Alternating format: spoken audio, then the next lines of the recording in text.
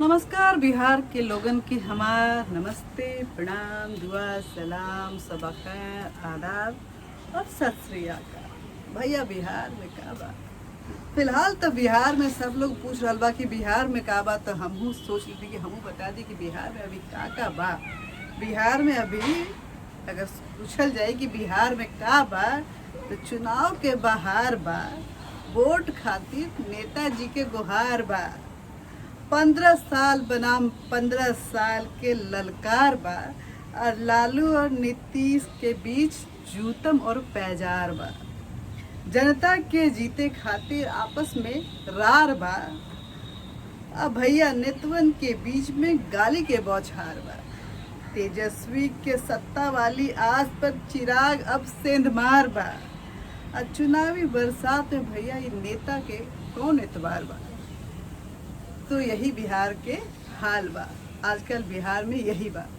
तो बात करते नहीं हम बिहार में चुनावी मौसम के का हाल बा, और आप सभी लोगों का, रउआ लोग के बिहार अपडेट में बहुत बहुत स्वागत। तो बिहार अपडेट में आज बात करेंगे बिहार के चुनावी मौसम की। जो चुनावी सरगर्मियां हैं और जो रैलियां हैं, जो वर्चुअल से एक्चुअल पर जमीन पर उतर आई हैं, और बिना किसी खौफ के इस कोरोना महामारी में जो सोशल डिस्टेंसिंग का एक शगुफा छोड़ा गया था, उसको ताके पर रखते हुए लगातार रैलियों का दौर जारी है। और देखेंगे तो कांग्रेस जो है अपने पूरे दल बल के साथ बिहार में बैठ गई है। सुरजेवाला अपने सभी नेताओं को लेकर, कांग्रेस के नेताओं को लेकर, और बिहार में डेरा जमा दिए हैं। और बिहार की अगर बात करें तो कांग्रेस की तरफ से सीटों का डिक्लेरेशन भी हो गया है। कांग्रेस ने अपने सभी सीटों पे जितने भी उम्मीदवार उतारे हैं, उसमें से कम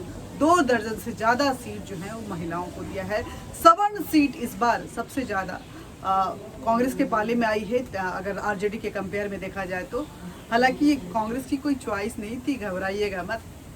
स्वर्ण को लेकर के सवर्ण जाति को लेकर के इतनी दरियादिली कांग्रेस नहीं दिखा रही है। कांग्रेस के लिए मजबूरी है, क्योंकि आरजेडी को सवर्णों पे एतबार नहीं है।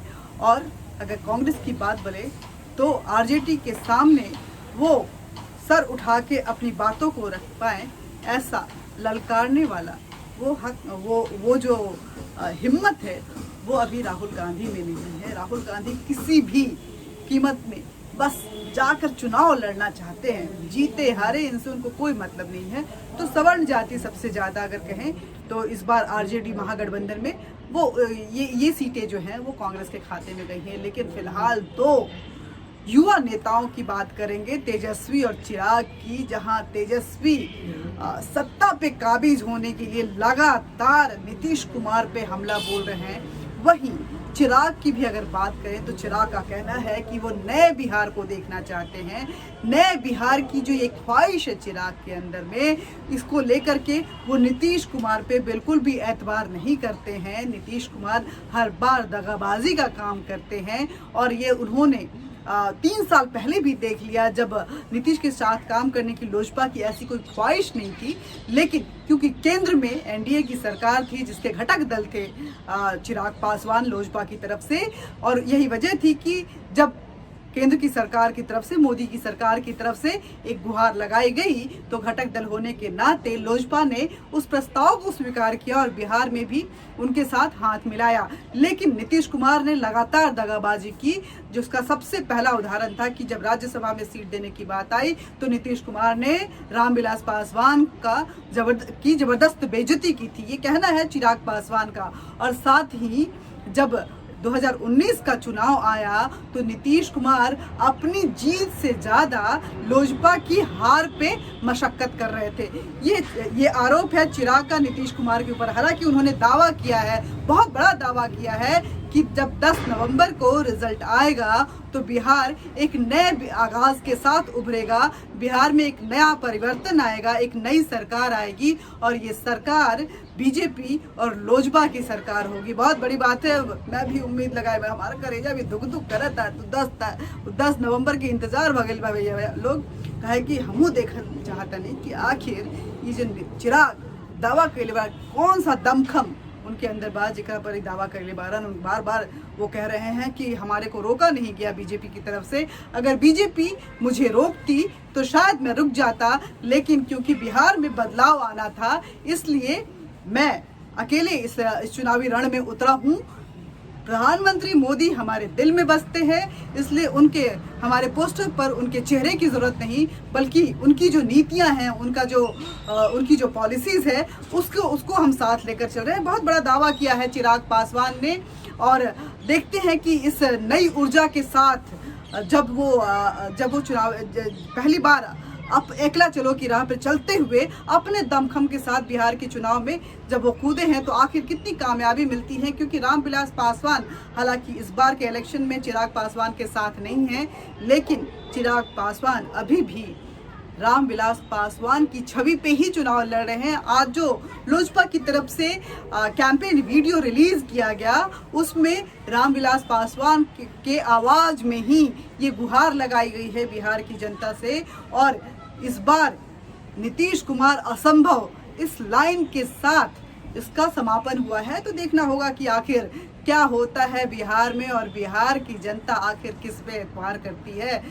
मेरा भी कलेजा दुख दुख कर रहा है। इंतज़ार मुझे 10 नवंबर का है कि जिस दावे को जिस शर्त को लेकर जिस जज्बे के साथ चिराग पासवान चले हैं जीत उनकी होती है या तेजस्वी यादव जो कि पुरानी बातों को भुलाकर बिहार की जनता को ये आश्वस्त कर रहे हैं कि उनके नेतृत्व में एक नया बिहार आएगा।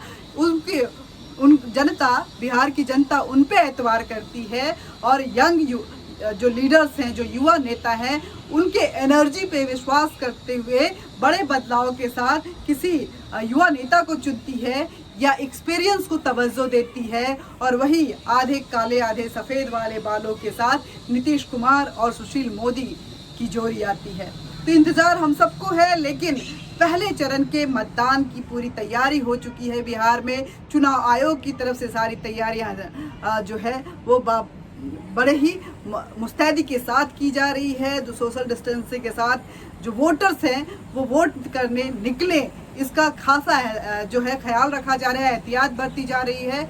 और साथ ही लोगों में अवेयरनेस भी जगाया जा रहा है कि आप वोट करने जरूर निकलें। कोरोना का ये महामारी काल है, लेकिन बिहार हमेशा अपने जज्बे के साथ बाहर निकला है। और इस बार भी चुनाव आयोग की यही गुहार है बिहार की जनता से कि आप विश्व को दिखा दीजिए कि किस तरह से बिहार की जनता सारे नॉर्म्स को फॉलो करते हुए अपने कर्तव्यों का, अपने सिटीजनशिप का किस तरह से पालन करती है। बता दें कि इस बार का बिहार चुनाव जो है एक बहुत बड़ा एक्सपेरिमेंटल इलेक्शन माना जा रहा है। कोरोना के इस वैश्विक महामारी काल में बिहार में पहला इलेक्शन होने जा रहा है, जिसको पूरा विश्व देखना चाहता है कि आखिर किस तरह से सोशल डिस्टेंसिंग को मेंटेन करते हुए, नॉर्म्स को फॉलो करते हुए और कोरोना को कंट्रोल्ड में रखते हुए बिहार इस इलेक्शन में बाखूबी सक्सेसफुल होते हुए अपने अंजाम तक पहुंचता है। आज के लिए बस इतना ही। बातचीत करते रहेंगे, लेकिन बातचीत का ये सिलसिला जारी रहे, इसलिए ज़रूरी है कि आप हमारे चैनल को सब्सक्राइब करें। साथ ही ये भी बता दूं कि अगर आप अपने विचार साझा करने के लिए हमारे को ईमेल कर सकते हैं दिए गए ईमेल आईडी पे। साथ ही कमेंट बॉक्स में आप अपने कमेंट के ज़रिए भी अपने विचार साझा कर सकते हैं और हमारे पोर्टल को ऐप को डाउनलोड भी कर सकते हैं। लेकिन अगर आपके आसपास कुछ भी ऐसी दिलचस्प घटनाएं घट रही हैं जो खबरों के लायक है, जिसे आप मानते हैं कि खबरों में आना इसका बेहद ज़रूरी है, तो हमारे साथ ईमेल के ज़रिए ज़रूर शेयर करें। साथ ही अपना नाम, पता और फ़ोन नंबर ज़रूर दें, ताकि खबर अगर जनता के सरोकार की हो तो हम आपको उसके साथ ज़रूर जोड़ सकें। नमस्कार।